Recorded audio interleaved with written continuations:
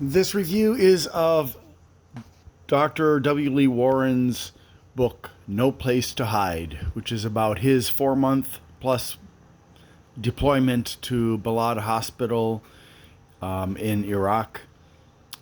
And it details many of the, but not, well, maybe I shouldn't say many, some of the more poignant experiences he had there, including treating the terrorists, treating children and other non-combatants, treating American and coalition soldiers. And for almost the entirety of the book, except for the very beginning and, of course, the end, where he goes home, he is at Balad.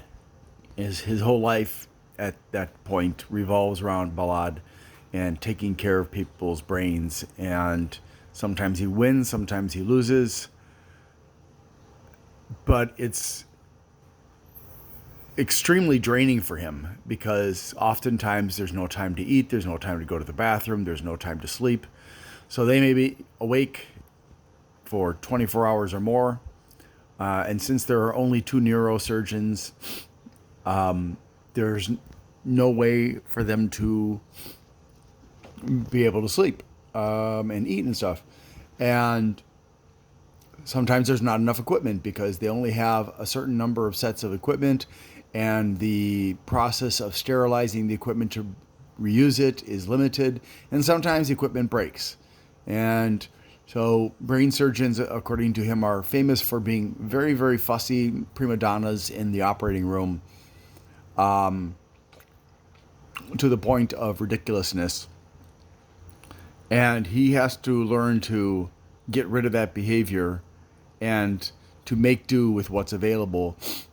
Even though the floor is made of dirt, it's not particularly sterile at all.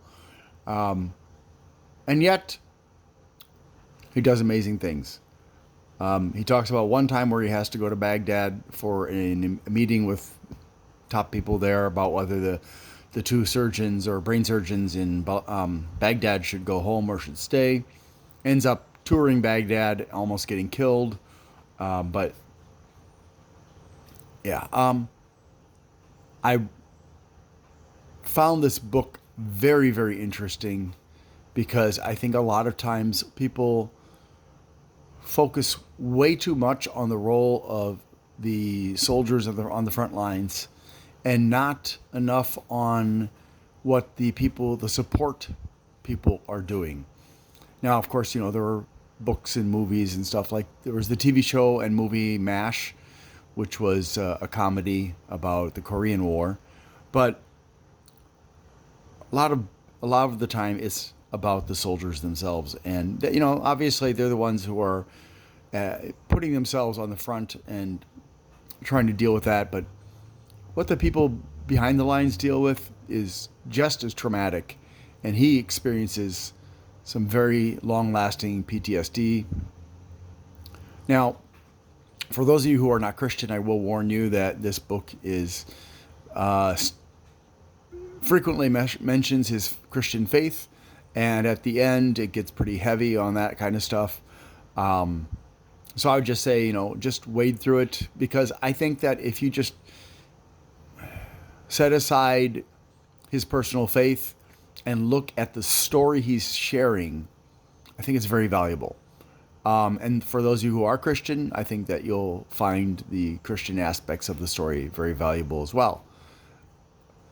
I'm not Christian, so I just ignore the Christian stuff. But I definitely recommend this book. I think it's really worthwhile, and I think there's one story about a soldier named Mr. Statzer, and it's an incredible story. And you'll understand why when you get to the end of the book.